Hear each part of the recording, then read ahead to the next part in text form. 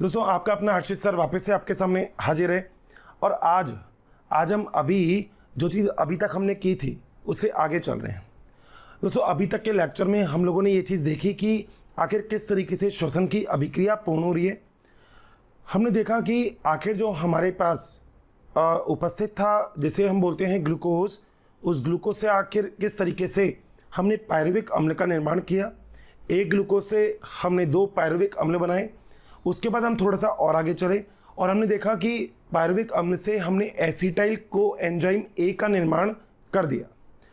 दोस्तों acetyl coenzyme A का निर्माण किसी भी परिस्थिति में होता है, चाहे आपके पास कच्चा माल यानी कि मटेरियल अमीनो अम्ल हो या फिर आपके पास वसीय अम्ल हो। तो वसीय अम्ल स्थिति में या अमीनो अम्ल की स्थिति में भी आप लोगों के पास सबसे ज़्यादा ज़रूरी जो चीज़ उपस्थित होती है वो चीज़ क्या होती है? एसिटाइल कोएंजाइम ए, जो मध्यवर्ती उत्पाद के रूप में बनता ही बनता है। बात क्लियर? अब हम लोगों ने ग्लूकोज से चालू किया था, प्रोसेस का नाम था ग्लाइकोलाइसिस।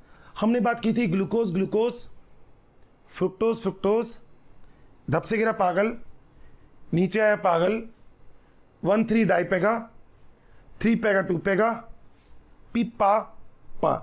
बात सही है? सबको क्लियर थी ये चीज़? तो बिल्कुल। दोस्तों मैंने आपको ग्लाइकोलाइसिस के बाद दूसरी अभिक्रिया बताई थी जिसका नाम था यूजी अभिक्रिया, और यूजी अभिक्रिया के द्वारा भी CO2 निकलने के साथ साथ NADH2 का निर्माण होता है, हमने अभिक्रिया में देख लिया। अब दोस्तों हमें अगली अभिक्रिया के बारे में बात करनी है जिसका नाम क्या है? जिसका नाम है क्रेब चक्र। दोस्तों ये बात याद रखिएगा कि जो क्रेब चक्र होता है, क्रेब्स चक्र, इस क्रेब्स चक्र में 2-3 चीज़ें जो बहुत ही ज़्यादा ज़रूरी है यहाँ पे, वो क्या है? सबसे पहले तो ये बात याद रखिएगा कि जो क्रेब चक्र है, इस अभिक्रिया में जो एसिटाइल कोएंजाइम ए है वहाँ से शुरुआत होती है। तो शुरू कहाँ से होता है? ये एसिटाइल कोएंजाइम ए से। बात सही है? ये वाली चीज़ में अगर किसी को कोई भी परेशानी है तो बता दीजिए। बात सही? आगे चलें। दोस्तों एक वैज्ञानिक थे जिनका नाम था हेल्स ए क्रेब।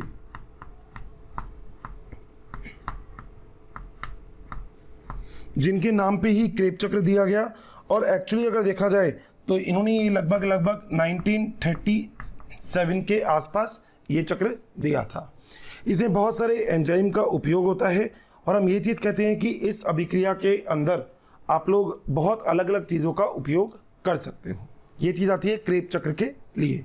अब जरा हम लोग क्रेब चक्र की शुरुआत करते हैं कि आखिर जो क्रेब चक्र है उसकी शुरुआत कोशिका में किस तरीके से होती है। दोस्तों क्रेब चक्र की शुरुआत करने के लिए सबसे पहले मैं आपको 2 चीज़ बना के बता रहा हूँ, जिसपे हमने यहाँ से कोशिका की शुरुआत कर दी है। ठीक है,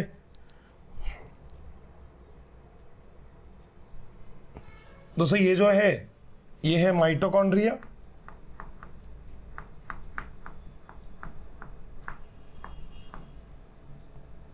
ठीक, बाहर की तरफ क्या उपस्थित है? कोशिका द्रव्य। ठीक है, और यहाँ पे जो श्वसन होगा माइटोकॉन्ड्रिया में वो कौन सा श्वसन है? कोशिकीय श्वसन। सही है। अब अभिक्रिया में हुआ क्या था? जो आपके पास पायरुविक अम्ल था, क्या था? पायरुविक अम्ल। ये पायरुविक अम्ल सबसे पहले कहाँ पे आया था? अंदर। और अंदर आने के बाद इस पायरुविक अम्ल से जो निर्माण हुआ था वो पायरुविक अम्ल से निर्माण किस चीज़ का हुआ था? एसिटाइल कोएंजाइम ए का। एसिटाइल कोएंजाइम ए का आपने क्या कर दिया था? निर्माण। यहाँ तक दोस्तों किसी को भी कोई दिक्कत है? मेरे दोस्त को अच्छे से बताइएगा, अच्छे से बात क्लियर है। मैं थोड़ा सा छोटा बनाऊंगा ये डायग्राम, क्योंकि मैं चाहता हूं कि इस पूरे बोर्ड पे अपना डायग्राम एग्जैक्टली पूरा बन जाए।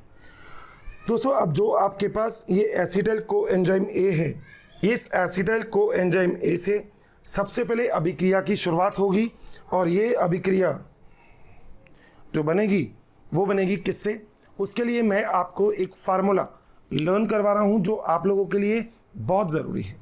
दोस्तों उस फार्मूले का जो नेम है वो क्या है? जैसे हमने ग्लाइकोलाइसिस के लिए एक फार्मूला लर्न किया था, ऐसे ही हम क्रेब चक्र के लिए एक फार्मूला को लर्न कर रहे हैं। और वो फार्मूला क्या है? वो है O citric acid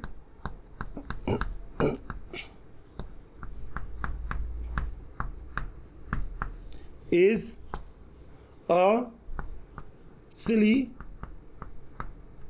stupid, funny molecule। तो आपको बस ये एक फार्मूला लर्न करना है इस पूरे कॉन्सेप्ट के लिए। जरा थोड़ा सा ध्यान से इस फार्मूला को देखिएगा। तो अभी तक के काम में किसी को कोई प्रॉब्लम नहीं? अभी तक आप लोग सब समझ चुके हैं हम लोगों ने क्या काम कर दिया है। दोस्तों हम लोगों ने ये काम किया कि अब जो पायरुविक अम्ल है उसको एसिटाइल को एंजाइम ए में तोड़ने के बाद अब उससे जितना भी और ऊर्जा हमें प्राप्त हो सकती है उससे और ऊर्जा प्राप्त करो। इसका मतलब क्रेब चक्र एक ऐसा चक्र है जिस चक्र में आपको उसको पूरा अच्छे से तोड़ना है, और तोड़ने के लिए हम अलग अलग तरीके यहाँ पे प्रयोग में लेंगे। अब देखिएगा दोस्तों, हम लोगों ने इस डायग्राम में कुछ चीज़ें एक्सप्लेन की है और कुछ चीज़ें ऐसी है जो अब हम एक्सप्लेन करने वाले हैं। दोस्तों कोशिका द्रव्य में जो पायरुविक अम्ल आएगा वो तो आपको पता है कि कितने कार्बन का होता है? 3 कार्बन का, बात सबको पता है। पायरुविक अम्ल से जो कि 3 कार्बन का है, ध्यान दीजिएगा क्योंकि कार्बन पे मैं बहुत ही ज़्यादा फोकस कर रहा हूँ। यहाँ पे जो 3 कार्बन है, इस कार्बन से एक CO2 बाहर निकल जाएगी, और जो एसिटाइल को एंजाइम ए है ये कितने कार्बन का हो गया? 2 कार्बन का। आपको पहली बात तो ये चीज़ याद रखनी है। मैं बोला था आपसे कार्बन कार्बन चक्र बोला तो पहला और आखिरी एक ही होगा। जहाँ से अभिक्रिया को शुरू करूँगा वहीं पे ही अभिक्रिया को ख़त्म कर दूंगा। मगर उसके लिए एक फार्मूला हमारे पास जो बहुत हद तक कारगर है, जिसका नाम O citric acid is a silly stupid funny molecule. बात सही है? अब देखिए दोस्तों, आपको मतलब कोशिकीय श्वसन में अब क्या काम करना है? क्रेब चक्र पूरा करना है। और क्रेब चक्र को हम एक और नाम भी बोलते हैं, इसे हम बोलते हैं ट्राई सिट्रिक एसिड चक्र। क्या बोलते हैं? ट्राई सिट्रिक एसिड चक्र। और दोस्तों इसको शॉर्ट फॉर्म में हम बोलते हैं TCA। तो क्रेब चक्र का एक और नाम हो गया क्या? इसका नाम हो गया TCA चक्र। अब ये क्यों हुआ? आइए जरा ढूंढते हैं। दोस्तों सबसे पहले जो एसिटाइल को एंजाइम ए है, ये एसिटाइल को एंजाइम ए क्रिया करेगा ऑक्सैलो एसिटिक एसिड से। ये क्रिया करेगा किससे? मैं ऐसे बता देता हूँ, ये क्रिया करेगा OAA। और दोस्तों OAA का पूरा नाम है ऑक्सैलो एसिटिक एसिड। तो यहाँ पे लिख रहा हूँ मैं OAA, इसका मतलब है ऑक्सैलो एसिटिक अम्ल या एसिड। बात सही है? तो जो OAA होता है दोस्तों, एक खुद कितने कार्बन का है? 4 कार्बन का। कितने कार्बन का है? 4 कार्बन। और ऑक्सैलो एसिटिक अम्ल अब क्रिया करेगा किससे? एसिटाइल को एंजाइम ए से। और एसिटाइल को एंजाइम ए कितने कार्बन का है? 2 कार्बन का। तो अब जो आगे आपके पास बनेगा, जो आगे आपके पास निर्माण होगा, वो किस चीज़ का होगा? वो होगा यहाँ पर सिट्रिक अम्ल का या सिट्रिक एसिड का।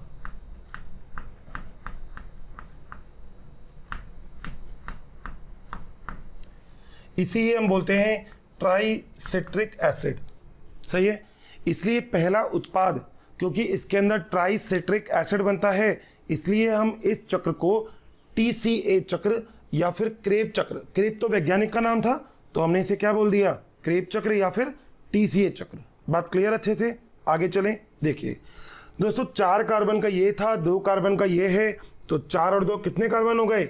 6 कार्बन। और 6 कार्बन का क्या होता है आपका? सिट्रिक अम्ल। बताओ यहाँ तक कोई दिक्कत है तो?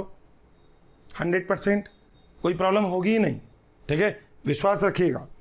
दोस्तों जब सिट्रिक अम्ल बनता है तो सिट्रिक अम्ल से अब आगे आप लोग एक और अभिक्रिया को पूर्ण करवाते हैं और इस जगह पे आप एक बीच में अवयव बनाते हैं जिसे हम बोलते हैं, इंग्लिश में लिख रहा हूं, सिस एकोनेटिक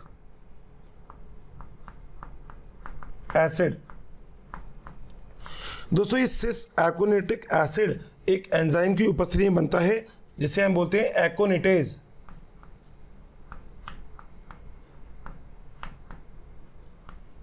मैं चौक अलग अलग यूज करता हूं क्योंकि आपको अच्छे से चीजें क्लियर हो जाए। और यहाँ पर आप लोग एक और चीज़ को यूज़ ले सकते हो जिसे हम बोलते हैं आयरन, Fe+2।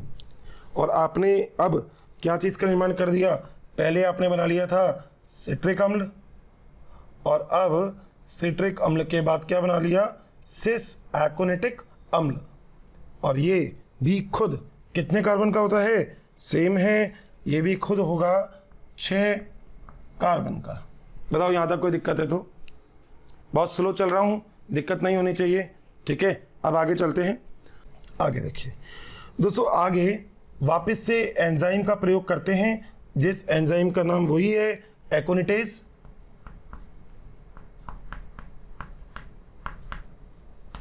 और आयन भी वही है Fe आयन यानी कि आयरन। और ये बदल जाता है किसके अंदर, आइसोसिट्रिक अम्ल के अंदर। इंग्लिश में लिख देते हैं आइसोसिट्रिक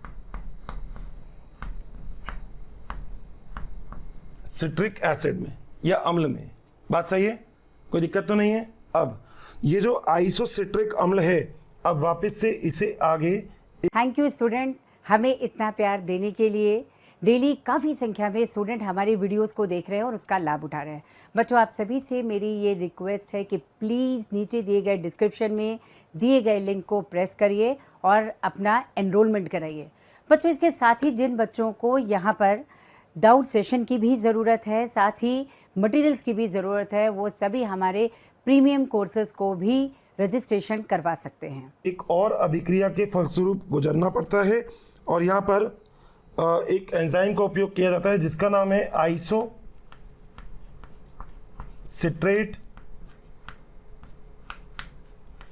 डिहाइड्रोजिनेज।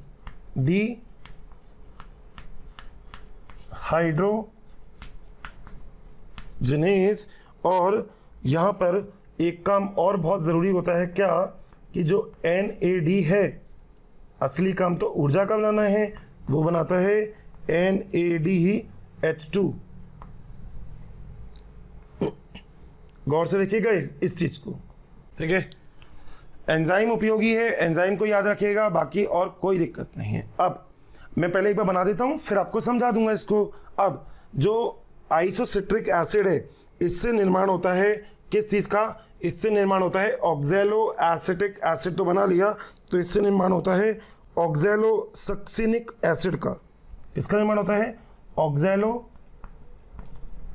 Succinic acid. अभी जो ऑक्सैलो सक्सिनिक एसिड है, ये भी खुद कितने कार्बन का है, 6 कार्बन। कार्बन को छेड़ा ही नहीं अभी कहीं पे भी, बात सही है, ठीक है। अब आगे चलें। जो ऑक्सैलो सक्सिनिक अम्ल है, अब इस ऑक्सैलो सक्सिनिक अम्ल को आप थोड़ा सा और आगे लेके जाओ और अब आपको निर्माण किसका करना है, अल्फा कीटोग्लोरिक अम्ल का निर्माण करना है आपको, अल्फा कीटोग्लोरिक एसिड। और दोस्तों यहाँ पे सबसे इंपॉर्टेंट चीज होगी क्या, यहाँ पे CO2 बाहर निकाल देना आप, और एक एंजाइम जिसका नाम है डी कार्बोक्सीजाइलेज, उसका उपयोग हो जाएगा, डी कार्बोक्सीजाइलेज।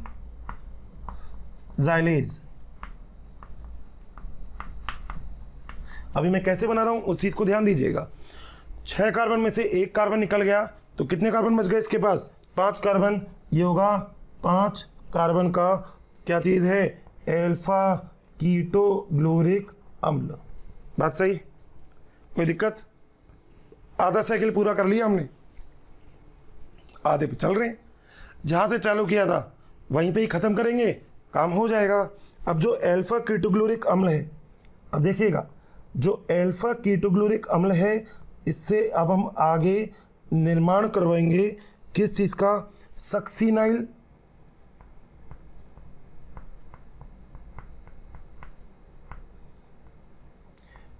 को एंजाइम ए का।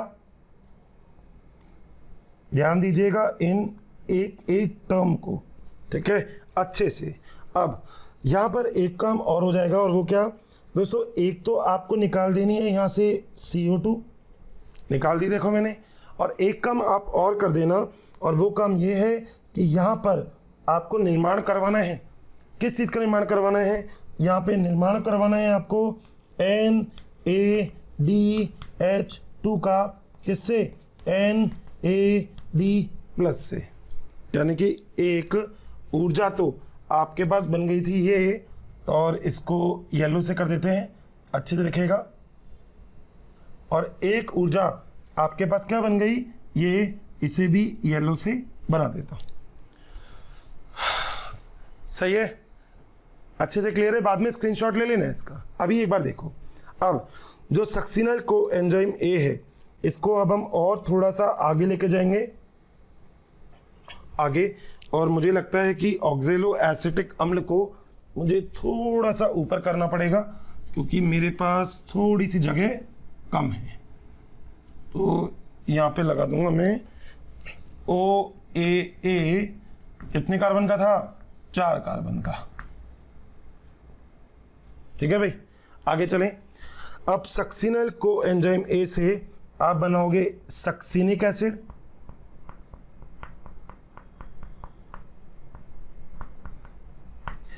और ये बनाने में आप एक चीज़ याद रखिएगा, यहाँ पे आप लोग उत्पादन करोगे किस चीज़ का? GTP का। अभी समझाऊंगा मैं क्या होती है GTP।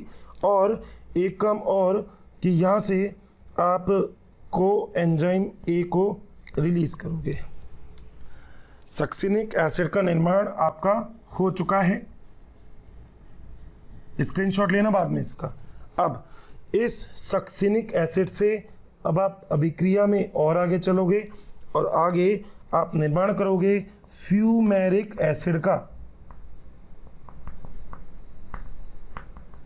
और ये जो फ्यूमेरिक एसिड है, इसको बनाने के लिए यहाँ पर वापस से एक काम करोगे, FAD+ को आप FADH2 में बदल दोगे। बदल दिया, ये एरो इस साइड लगा दिया, ठीक है। अब इस फ्यूमेरिक एसिड से थोड़ा सा अभिक्रिया में और आगे चलोगे, और लास्ट में आप बना दोगे क्या? मैलिक एसिड या मैलिक अम्ल। एक CO2 निकल गई, तो देखो ये कितने कार्बन का था? 5 कार्बन। एक CO2 निकल गई तो ये कितने कार्बन का हो गया? 4 कार्बन का। ये भी कितने कार्बन? 4 कार्बन। ये भी कितने कार्बन? 4 कार्बन। ये भी कितने कार्बन? 4 कार्बन। और ये भी 4 कार्बन। यानी कि हम बिल्कुल सही चल रहे हैं, बिल्कुल परफेक्ट। अब दोस्तों यहाँ पे अभिक्रिया में एक चीज़ ऐड कर देना, जब आप इस तरीके की अभिक्रिया बनाते हो तो यहाँ पे आप लोग ऐड कर देना H2O को। और जैसे ही आप मैलिक एसिड से निर्माण करेंगे ऑक्जेलो एसिटिक अम्ल का, वैसे ही मेरे प्यारे साथियों एक और छोटा सा काम आपको करना पड़ेगा मेरे लिए। और वो क्या कि आप यहाँ पे NaD से निर्माण करोगे NaDH2 का। एंजाइम जिसका प्रयोग होगा उस एंजाइम का नाम है डिहाइड्रोजिनेज।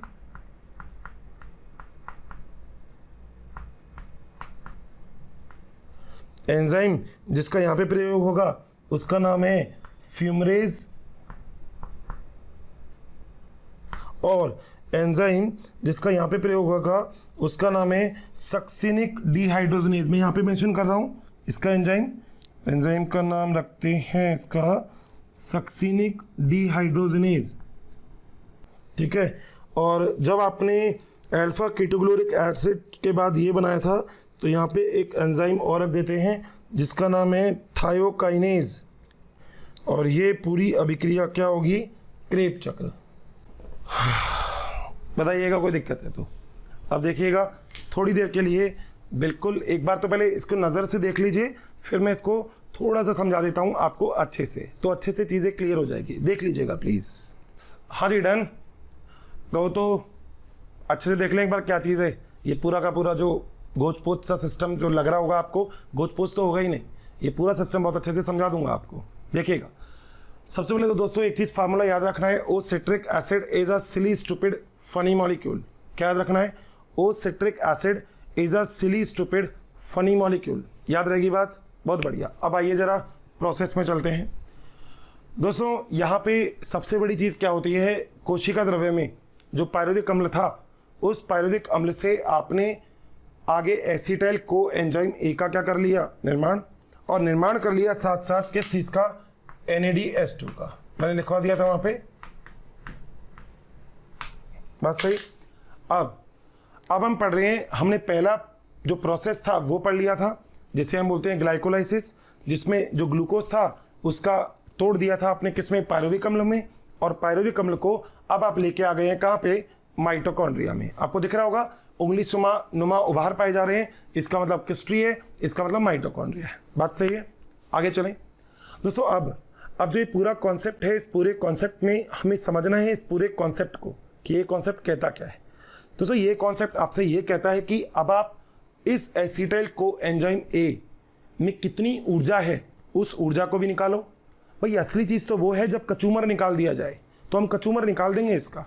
इसके अंदर जितनी भी ऊर्जा है सबको निचोड़ लो, बिल्कुल भी मत छोड़ना एक भी ऊर्जा का पॉइंट, क्योंकि अगर एक भी ऊर्जा छूटी समस्त सुरक्षा चक्र टूटा। ये सही नहीं बना, अगर एक भी ऊर्जा छूटा समस्त सुरक्षा चक्र टूटा। बहुत बढ़िया। यहाँ पे देखो दोस्तों, सबसे पहले ऑक्सैलो एसिटिक अम्ल, ध्यान से सुनना। अब ऑक्सैलो एसिटिक अम्ल जो कि 4 कार्बन का है, ये सबसे पहले जुड़ेगा किससे, एसिटाइल को एंजाइम ए जो कि 2 कार्बन का है। बात सही है, 2 कार्बन का ये, 4 कार्बन का ये, 4 और 2 6 कार्बन का आपको मिल गया सिट्रिक एसिड अम्ल। कॉपी पेन सब छोड़ दीजिएगा, केवल हर्षित सर की बात ध्यान से सुनिएगा। ये जो आपके पास सिट्रिक एसिड अम्ल बना, इस सिट्रिक एसिड अम्ल को हम ट्राई सिट्रिक एसिड अम्ल भी बोल सकते हैं, क्योंकि पहला उत्पाद सिट्रिक एसिड बना, इसलिए या तो इसको सिट्रिक एसिड चक्र बोल दो, या इसको ट्राई सिट्रिक एसिड चक्र बोल दो, या फिर इसे क्रेब चक्र भी बोल दो। कोई दिक्कत नहीं है, तीनों में से जो अच्छा लगे वो बोल दो, मगर तीनों के नाम याद होने चाहिए, तीनों के नाम बहुत ही अच्छे से। आगे चलते हैं। अब जो सिट्रिक एसिड है, ये सिट्रिक एसिड आयरन की उपस्थिति में और एकोनिटेज एंजाइम की उपस्थिति में सिस एकोनिटिक अम्ल बनाता है। मैंने आपको बोला था आप एक बार में स्टेप को पूरा नहीं कर सकते। 10वीं से 11वीं में आने के लिए केवल एक एग्जाम देने नहीं पड़ते, कई सारे एग्जाम देने पड़ते हैं। ऐसे ही एसिटाइल को एंजाइम ए से ऑक्सैलो एसिटिक अम्ल का निर्माण ऐसे ही नहीं होता, पूरी अभिक्रिया आएगी, एक पद में तो नहीं हो रहा है। बात सही है। अब जो सिस एकोनिटिक अम्ल है ये भी 6 कार्बन का है, क्योंकि कार्बन तो निकाला ही नहीं। अब ये वापस से एकोनिटेज एंजाइम की उपस्थिति में आइसोसिट्रिक एसिड बनाता है। बात सही है। जो आपने आइसोसिट्रिक एसिड बनाया, ये आइसोसिट्रिक एसिड अब आइसोसिट्रेट डिहाइड्रोजिनेज एंजाइम की उपस्थिति में NAD के अपचयन के द्वारा NADH2 का निर्माण करता है। ये बन गया आपका NADH2। फायदा ही फायदा चल रहा है, एनर्जी बन रही है। बच्चों काफ़ी संख्या में डेली हमें बहुत सारे कमेंट्स आ रहे हैं कि वी प्लीज़ इस टॉपिक पे वीडियो बनाएं, इस सब्जेक्ट पे वीडियो बनाएं। तो आप सभी से मेरी रिक्वेस्ट है कि प्लीज़ हमारे यूट्यूब चैनल को सब्सक्राइब करें और उसमें दिए गए बेल आइकन को प्रेस करें, ताकि टाइम टू टाइम आपको नोटिफिकेशन मिलता रहे। बच्चों हम ऐसा इसलिए कह रहे हैं कि बहुत सारे बच्चे उसी टॉपिक की रिक्वेस्ट करते हैं जो ऑलरेडी हमारे चैनल्स पे दिए हुए हैं। तो आप सभी से रिक्वेस्ट है कि आप सभी जो है उस चैनल पे जा करके उन सारे वीडियोस का लाभ ज़रूर उठाएं। याद रखना, ऊर्जा का उत्पादन करना ही तो श्वसन है। आप लोग ऊर्जा का ही उत्पादन कर रहे हैं यहाँ पे। अब जो NADH2 है आपके पास, ये NADH2 आगे बदल जाता है ऑक्सैलो सक्सिनिक एसिड में। मैंने इंग्लिश में लिखा है क्योंकि हिंदी में ऑक्सैलो लिखूंगा बहुत कंफ्यूजन होगा। एज इट इज़ याद करो इसको, मज़ा आएगा। आगे डॉक्टर बनोगे तो दवाइयाँ इंग्लिश में ही लिखोगे, तो थोड़ा बहुत इंग्लिश में इस ट्रिक को लिख देना। कहोगे तो हिंदी में भी लिख सकते हो, कोई दिक्कत नहीं है। 6 कार्बन का ये था, 6 कार्बन का ये है। अब एक एंजाइम आएगा जिसका नाम है डीहाइड्रोजनेज, याद रखना। डी कार्बोक्सीजाइलेज का मतलब होता है कार्बन डाइऑक्साइड को हटाना। Carboxylase, D carboxylase. D carboxylase का मतलब CO2 हटना, कार्बोक्सिलेज का मतलब CO2 जुड़ना। यहाँ पे CO2 को बाहर निकाल दो, 1 कार्बन बाहर निकल गई। 6 कार्बन का ये था, कितने कार्बन का बच गए? 5 कार्बन, क्योंकि आपने मेरे प्यारे दोस्तों 1 कार्बन के CO2 बाहर निकाल दिए। अब अल्फा कीटोग्लोरिक एसिड आपका निर्माण हो चुका है, सबको बता दो, बन चुका है। अल्फा कीटोग्लोरिक अम्ल बन गया। अब ऊर्जा तो अभी इतनी सी बनी है, इतने में क्या होता है? मजा तो तब है जब तोड़े जाओ ऊर्जा निकले जाए, तोड़े जाओ ऊर्जा निकले जाए, और तोड़ दो। तोड़ दिया। अल्फा कीटोग्लोरिक अम्ल को अब सक्सिनाइल को एंजाइम ए में निर्माण किया जाता है, और यहाँ पे एक CO2 और बाहर निकलती है। मतलब सर आपने 1 कार्बन को और निकाल दिया। 5 कार्बन का ये था, आपने 1 कार्बन और निकाल दिया। 4 कार्बन का सक्सिनाइल को एंजाइम ए आपके पास बन गया। अब आपने जो ये सक्सिनाइल को एंजाइम ए बनाया है, ये सक्सिनाइल को एंजाइम ए अब यहाँ पे NADH2 का निर्माण भी हो जाता है। तो ऊर्जा यहाँ भी बन गई, ऊर्जा यहाँ भी बन गई। ऊर्जा ही ऊर्जा है, टेंशन ही नहीं है। ठीक है, अब आगे चलते हैं। सक्सिनाइल को एंजाइम ए के बाद अब बनता है सक्सिनिक एसिड। सक्सिनिक एसिड बनाने के लिए थायोकाइनेज एंजाइम की उपस्थिति में GTP का निर्माण होता है। तो GTP का मतलब होता है ग्वानिनोसिन ट्राइफॉस्फेट। जैसे ATP ऐसे GTP, ATP में भी ATP, GTP में भी GTP, एक ही बात है। मगर याद रखना, कोशिका तो हमेशा यूज़ क्या करेगी? GTP। तो आपको इस ATP, कोशिका हमेशा यूज़ क्या करेगी? ATP। इसका मतलब आपको इस GTP को भी किसे बदलना पड़ेगा? ATP में। ऊर्जा की चाहे कोई भी चीज़ है, AC और लाइट तो विद्युत ऊर्जा से चलेंगे। तो अगर आपके पास ऊर्जा की कोई भी चीज़ उपस्थित है तो उसे सबसे पहले विद्युत ऊर्जा में परिवर्तित तो करो, वो बहुत ज़रूरी है, बिना उसके काम नहीं होगा। ये प्रोसेस हम लोग यहाँ पे पूरा करते हैं। अब जो मैं आपको बात बताने वाला हूँ वो और भी मज़ेदार है दोस्तों। वो बात क्या है? वो बात यह है कि सक्सिनिक एसिड से आके सक्सिनिक डीहाइड्रोजनेज एंजाइम की उपस्थिति में FADH2 का निर्माण होता है, FAD के अपचयन से। और यहाँ पे आप क्या बना देते हो? फ्यूमेरिक अम्ल। अब H2O के उपयोग के द्वारा फ्यूमेरेज एंजाइम की उपस्थिति में क्या बन जाता है? मैलिक अम्ल। ये सब 4-4 कार्बन के चल रहे हैं, क्योंकि एक CO2 यहाँ निकाल दी। 5 कार्बन से 4 4 4 4, क्योंकि ये भी कितने का है? 4 कार्बन। जैसा पहला था वैसा ही आखिरी है, जो पहला है वही आखिरी है। यही तो चक्र है। बना दिया ना, क्यों टेंशन लेते हो? अब डीहाइड्रोजनेज एंजाइम की उपस्थिति में अब वापस से NAD का अपचयन हुआ, NADH2 का निर्माण हो गया, और अब आपके पास वापस से क्या बन गया? Oxalo acetic acid. बताओ यहाँ तक कोई दिक्कत है तो कंफर्म? दोस्तों अब असली चीज़ बनिए की चीज़। आखिर फ़ायदा कितने का हुआ सर? देखते हैं ना, इसमें टेंशन क्यों लेते हो? ध्यान से देखना। ये बताओ मुझे, आपके पास कितने एसिटाइल को एंजाइम ए बनेंगे? 1 या 2? नहीं आई बात सुनने। आपके पास कितने पायरुविक अम्ल बने थे? देखना जरा, 1 या 2? 2। जब एक पायरुविक अम्ल से एक एसिटाइल को एंजाइम ए बनेगा तो 2 पायरुविक अम्ल से कितने एसिटाइल को एंजाइम ए बनेंगे? 2। इसका मतलब 2 एसिटाइल को एंजाइम ए के लिए ये अभिक्रिया एक बार तो होगी, यानी कि क्रेब चक्र एक ग्लूकोज के लिए कितने बार हो गए? 2 बार। बात सही है? क्योंकि दोस्तों एक बार तो एसिटाइल को एंजाइम में एक पायरुविक अम्ल का है, दूसरा पायरुविक अम्ल भी तो बच रहा है, वो भी अपना ऐसे ही चक्र को क्या करेगा? पूर्ण करेगा। बात सही है? अब चलें जरा थोड़ा सा आगे।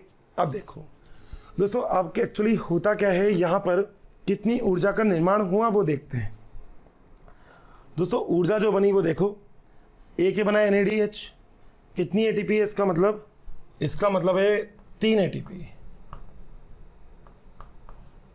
बात सही है? अब ये एक और NADH, कितनी ATP? 3 ATP। ठीक है, ये एक और NADH, मतलब कितनी ATP? 3 ATP। मैंने आपको बोला था एक NADH2 निकोटियानामाइड एडिनिन डाई न्यूक्लियोटाइड, इसका मतलब होता है 3 ATP। आपके पास एक NADH2 है, मेरे पास 3 ATP, मामला बराबर। तो टोटल मिला के कितने NADH2 बन रहे हैं यहाँ पे बताइएगा ज़रा। टोटल मिला के वहाँ पे लिख देता हूँ, यहाँ पे बन रहे हैं 3 NADH2। बात सही है। एक एसिटाइल कोएंजाइम ए के लिए एक ही तो चक्र चल रहा है, बिल्कुल। FAD कितने बन गए, एक इसमें बन गया FAD, और GTP कितनी बन रही है, एक बन गई इसमें GTP। बताओ, बात क्लियर अच्छे से, कोई दिक्कत तो नहीं है। अब जरा दोस्तों जो मैं आपको बात बोल रहा हूँ ना उस बात को समझना। दोस्तों ये तो एक के लिए हो गया, एक ही एसिटाइल कोएंजाइम ए। अगर 2 एसिटाइल कोएंजाइम ए तो कितने कितने होंगे, इंटू 2 कर दो, इसमें कर दो आगे कुछ ऐसे, दूसरे चक्र के लिए इंटू 2 और इंटू 2। बात सही है दोस्तों। ये डायग्राम बना हुआ है इसलिए इस चीज़ को यहाँ पे एक्सप्लेन कर रहा हूँ, वैसे मैं यहाँ पे एक्सप्लेन कर दूंगा इसको। अगर किसी को वहाँ पे दिक्कत हो रही है तो इतनी बात तो मेरे ख्याल से आप सबको समझ में आनी चाहिए अच्छे से, ठीक है। कोई मेरे ख्याल से डाउट नहीं होना चाहिए मेरे किसी भी दोस्त को अच्छे से। मैं आपको प्रॉफिट निकालना भी तो बताऊंगा कि आखिर प्रॉफिट कितना मिल रहा है आपको, क्रेब चक्र से कितनी ऊर्जा आपको प्राप्त हुई, वो भी तो देखेंगे अभी, ठीक है। तो पहले चलिए आप इसको नोट कर लीजिए, फिर इसको मैं रब कर दूंगा, मगर उससे पहले एक चीज़ ये दोस्तों, ये फार्मूला कुछ हद तक आपको इस अभिक्रिया को याद करने में सहायता देगा। O oxalo acetic acid citric acid is isocitric acid, A alpha ketoglutaric acid, silly succinyl coenzyme A, stupid succinic acid, funny fumaric acid, molecule malic acid. O citric acid is a silly stupid funny molecule. ये दो एक और एक दो, ये दो नहीं आ पाते इसमें, तो अगर कोई और तरीका अपन ढूंढेंगे कि ये दोनों भी अपने फार्मूले में आ जाए, मगर पूरा चक्र आ गया, बहुत बड़ी बात है ये। O citric acid is a silly stupid funny molecule. O citric acid is a silly stupid funny molecule. चक्र पूरा हो गया, क्या कंप्लीट। इसे ही तो हम क्या बोलते हैं, क्रेब चक्र। बात सही। इतना स्क्रीनशॉट लीजिए, फिर मैं आपको बताऊंगा फायदा कितने का हुआ, ठीक है। आइएगा, तो अब शुरू करते हैं दोस्तों। अब हम लोग यहाँ पे जो पढ़ना चाहते हैं वो ये कि आखिर कितना अमाउंट का ATP आपको मिल रहा है, प्राप्त कितने अमाउंट का ATP हो रहा है। वैसे मैंने आपको बता दिया कि यहाँ पे 1 2 3 तो आपको NADH मिल रहे हैं, NADH2। यहाँ पे 1 आपको FADH2 मिल रहा है, और आपको 1 यहाँ पर क्या मिल रही है, GTP। ये सारा का सारा सिस्टम है केवल और केवल एक एसिटाइल कोएंजाइम ए के लिए। मगर आपको पता है यहाँ पे एसिटाइल कोएंजाइम ए कितने बनते हैं, 2, क्योंकि यहाँ पे पायरुविक अम्ल भी 2 बनेंगे, तो एसिटाइल कोएंजाइम में भी कितने बनेंगे, 2। यहाँ पे ये जो 2 बनते हैं तो कैसे बनेंगे दोस्तों, ये आप हर एक साइकिल को मल्टीप्लाई कर दीजिएगा, कितने से, 2 से, क्योंकि 2 बार होगा ये। इसका मतलब आपके पास जो रिजल्टेंट आएगा, जो यहाँ पे अभिक्रिया में आएगा रिजल्ट, वो क्या आएगा आपके पास, यहाँ पे मिलेगा आपको कितने NADH, 6 तो आपको मिलेंगे NADH2, सही है। 2 आपको मिलेंगे FADH2, और 1 आपको क्या मिलेगी, GTP। दोस्तों एक NADH2 का मान कितना बनाया था, 3 ATP के बराबर। इसका मतलब अगर मैं इसको 3 ATP से गुणा कर देता हूँ, अगर मैं यहाँ पे इसको गुणा कर देता हूँ कितने से, 3 ATP से, तो कितनी ATP यहाँ पे टोटल कितना आ जाएगा भी देखते हैं। इसको एक FADH2 का मतलब, एक का मतलब 2 ATP, तो यहाँ पे 2 है तो यहाँ पे 2 ATP कर देंगे, और एक GTP का मतलब होता है 1 ATP के बराबर। अगर कभी आपसे कोई बोले एक FADH का मतलब, आप कहोगे सर 2 ATP। आपके पास एक FADH2 है, मेरे पास 2 ATP बराबर है, कभी कोई आपसे कहे कि एक NADH2 का मतलब, तो आप कहोगे सर 3 ATP, ऐसे ही करेंगे। अब दोस्तों अब निकालिएगा जरा आंसर निकालने के लिए सबसे बढ़िया तरीका क्या है, यहाँ पे कितनी ATP मिल जाएगी, 18, तो आपको मिल गई यहाँ से ATP, ठीक है, 4 ATP मिल गई आपको यहाँ से, और 1 ATP है, मगर GTP आपको कितनी बनेगी, 2 बनेगी ना GTP। तो भाई एक चक्र से 1 GTP बन गई, दूसरे चक्र से दूसरी GTP बन गई, तो टोटल मिला के आपको यहाँ पे कितनी GTP मिलेगी, 2 GTP। दोस्तों टोटल करना, 18 और 4 कितने हो गए, 22, 22 और 2 कितने हो गए, 24। यानी कि यहाँ पर आपको जो फ़ायदा होगा वो कितनी ATP का होगा, 24 ATP का। बताओ यहाँ तक कोई दिक्कत है तो कंफर्म, कोई दिक्कत तो नहीं है। अगर आप लोग कहो तो एक चीज़ खैर अभी आपको नहीं समझाऊंगा, यहाँ पे मेरे पास जगह कम है, आगे वाले लेक्चर में देखेंगे। दोस्तों ये आपके पास क्या बन गई, 24 ATP, यानी कि एक क्रेब चक्र, यानी कि एक ग्लूकोज के द्वारा। बच्चों अगर आपको हमारे वीडियोस पसंद आए हैं तो इसे लाइक शेयर करना ना भूलें, ताकि ये वीडियो सभी ज़रूरतमंद बच्चों तक पहुंच सके। बच्चों आपके इतने अपार स्नेह के कारण हमारी पूरी मोशन टीम इतनी ज़्यादा मोटिवेटेड है और बेस्ट कंटेंट आपको उपलब्ध कराने के लिए हम सभी तत्पर हैं। जब 2 पायरुविक अम्ल बनते हैं तो एक पायरुविक अम्ल के द्वारा आपको मिलती है 12 ATP, दूसरे पायरुविक अम्ल के द्वारा आपको मिलती है 12 ATP, यानी कि दोनों पायरुविक अम्ल या एसिटाइल कोएंजाइम ए के द्वारा आपको मिलेगी कितनी ATP, 24 ATP का शुद्ध मुनाफा हो गया आपको, शुद्ध मुनाफा, शुद्ध। ठीक है भाई, यहाँ तक की बात में किसी को कोई समस्या तो नहीं है ना, बता देना, ठीक है। अब दोस्तों एक चीज़ जो एग्जाम पॉइंट ऑफ व्यू से बहुत इंपॉर्टेंट है, आपसे सब पूछा जा सकता है कि एंजाइम जो क्रेब चक्र के लिए ज़रूरी है वो कहाँ मिलते हैं। दोस्तों सारे एंजाइम जो क्रेब चक्र के लिए ज़रूरी हैं वो कहाँ पे मिलेंगे, यहाँ पर, और ये क्या है, माइटोकॉन्ड्रिया की अधात्री। ठीक है, लिख रहा हूँ, सभी आवश्यक एंजाइम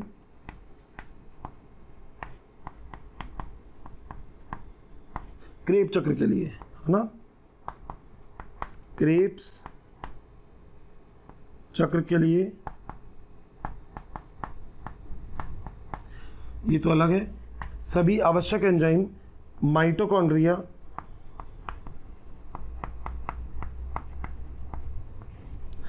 मैट्रिक्स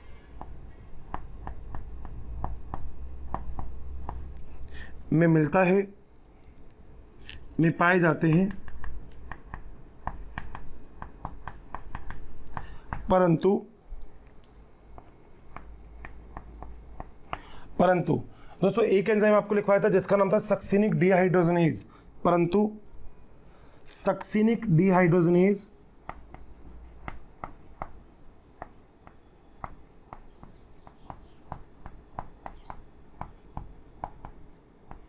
जिनेज माइटोकॉन्ड्रिया की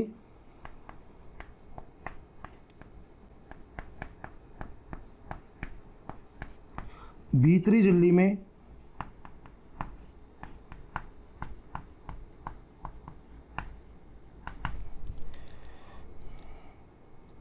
समाकल प्रोटीन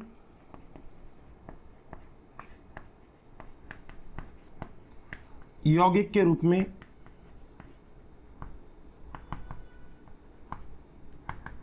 होता है। इंपॉर्टेंट है दोस्तों ये,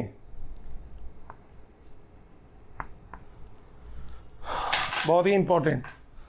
मतलब सारे एंजाइम तो कहाँ पे मिलेंगे, अधात्री में मिल जाएंगे, माइटोकॉन्ड्रिया की अधात्री में, मगर एक एंजाइम समाकल प्रोटीन यानी कि प्रोटीन जो जुड़ा हुआ होता है झिल्ली से, उसकी तरह से मिलता है, और उस प्रोटीन का नाम अगर हम यहाँ पे लिखें तो क्या होता है दोस्तों, उस प्रोटीन का नाम होता है मतलब एंजाइम का नाम होता है सक्सिनिक डिहाइड्रोजनेज। दोस्तों प्रोटीन और एंजाइम एक ही चीज़ होती है। एक लाइन हम लोग लिखवाते हैं कि सभी एंजाइम प्रोटीन से मिलकर बने होते हैं, मगर सभी मतलब जितने भी एंजाइम आप बनाते हो ना वो सब प्रोटीन से बनते हैं। एक एंजाइम को छोड़ के जिसका नाम है राइबोजाइम, आरएनए से बनता है वो, बाकी सारे एंजाइम जितने भी एंजाइम हैं सब एंजाइम प्रोटीन से बनते हैं, कोई अपवाद नहीं है, एक को छोड़ के राइबोजाइम प्रोटीन से नहीं बनता, राइबोजाइम आरएनए से बनता है। सो ये हमारे पास एक छोटी सी चीज़ है, ये हमारे पास वो चीज़ है जो आज हमने इस लेक्चर में प्राप्त किया है। आज हमने प्राप्त की है ये चीज़, ये प्राप्त किया है हमने आज 24 ATP, 24 एडिनोसिन ट्राइफॉस्फेट। मगर दोस्तों एक बात याद रखना, ये तो मैंने आपको बता दिया, मगर याद रखना ये जो NAD वेनेडी जो भी कुछ बनती है ना, अभी केप चक्र के बाद एक और चीज़ बताई थी जिसका नाम था इलेक्ट्रॉन परिवहन तंत्र। इलेक्ट्रॉन परिवहन तंत्र में लेके जाएंगे इन सब चीज़ों को, क्योंकि हमें पता है कि एक NADH का मतलब होता है 3 ATP, मगर इस NADH से ATP निकालने के लिए अब इसको कहाँ लेके जाना पड़ेगा? इलेक्ट्रॉन परिवहन तंत्र, जो माइटोकॉन्ड्रिया में ही उपस्थित होगा। अब करेंगे हम गेम, बहुत ही बढ़िया वाला। देखेंगे हम कौन कौन सी चीज़ हमारे पास कहाँ से मिल रही है, तो हम वहाँ से उसको क्या करेंगे? प्राप्त करेंगे। तो दोस्तों यहाँ तक के सारे टॉपिक में आपको बहुत सारी चीज़ें समझ में आई होंगी। अब मैं आपको बताऊँगा अपनी, मतलब ये आप नोट कर लीजिएगा, स्क्रीनशॉट ले लीजिए। अब मैं आपको बताऊँगा अभी तक आपको कितनी ATP प्राप्त हो गई है, कितनी ATP का प्रॉफिट हो गया, हमने कितना कमा लिया। अब देखते हैं, नोट करिएगा प्लीज़। सो मेरे प्यारे दोस्तों, अब तक सब कुछ चीज़ें क्लियर है। तो अब हम एक बहुत अच्छी हेडिंग को भी लिखते हैं कि जो आपके पास ग्लूकोज था उसके ऑक्सीशोषण का आपको क्या मिला है। ठीक है, तो हेडिंग डालते हैं ग्लूकोज के ऑक्सीशोषण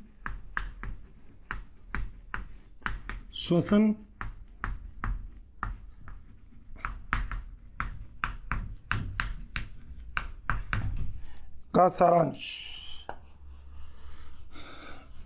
हेडिंग देख के मत डर जाना, कुछ भी नहीं है इस हेडिंग में, कहीं हेडिंग देख के डर जाओ। ठीक है, देखो क्या क्या चीज़ मिली है, देखते हैं। दोस्तों आपने पहला पद कौन सा करवाया था, पहले लिख लेते हैं। पहला पद आपने करवाया था ग्लाइकोलाइसिस, बात सही है।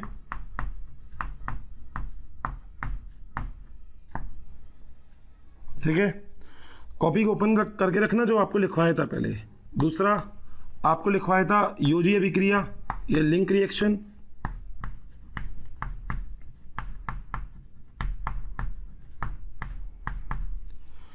और तीसरा मैंने आपको लिखवाया था जिसका नाम है क्रेब चक्र।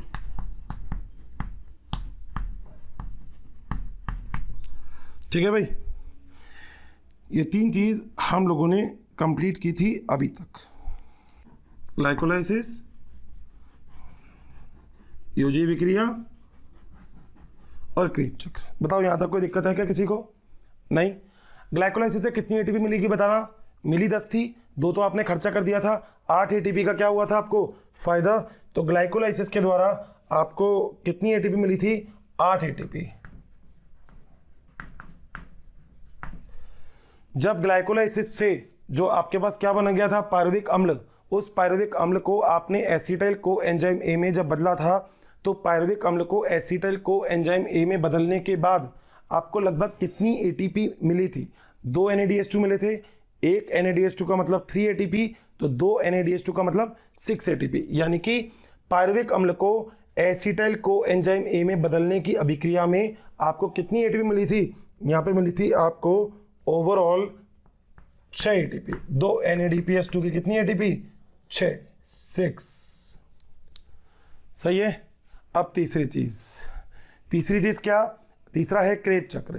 क्रेब चक्र में कितनी ATP मिली थी? 24 ATP। अभी तो निकाल के आए हो, तो क्रेब चक्र में आपको मिली है 24 ATP।